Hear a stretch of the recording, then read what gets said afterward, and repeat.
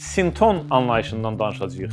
Görkəmli Fransız alimi, ədəbiyyatşünası, tənqidçisi Jacques Lacanın qəribə, qeyri-adi anlayışlarından birindən söhbət açaq. Sinton.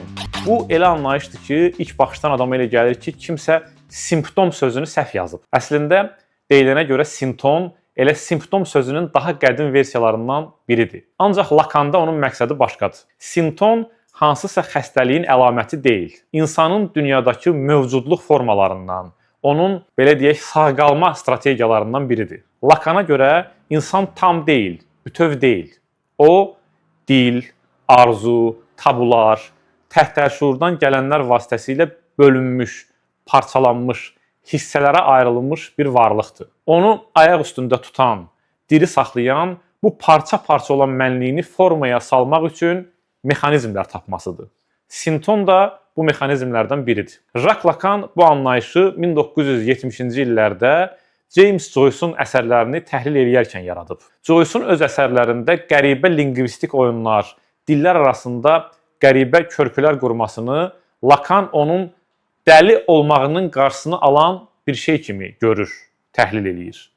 Joyce psixoanaliz seansları ilə, terapiya ilə yox, ədəbiyyatla, dil və forma oyunları ilə özünü xilas edib. Dəli olmayıb. Yazmaq Joyce'un sintonudur.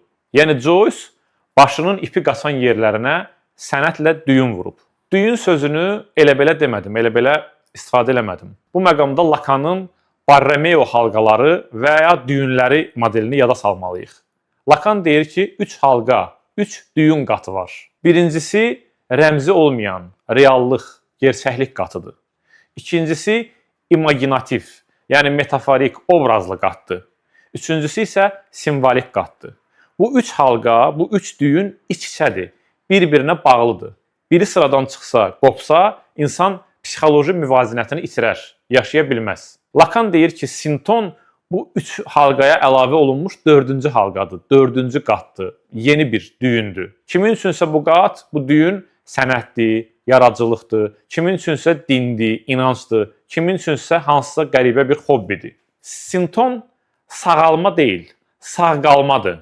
Sinton öz kabuslarımızla, vəsvəsələrimizlə başa çıxmaq yoludur. Lacan deyir ki, hərənin öz sintomu var. Yəni, hərənin öz tutacağı var. Necə ki, Joyce öz təhtərşuuru ilə, dil oyunları vasitəsilə üzləşib, hamı özünə bir oyun taparaq sağ qalır.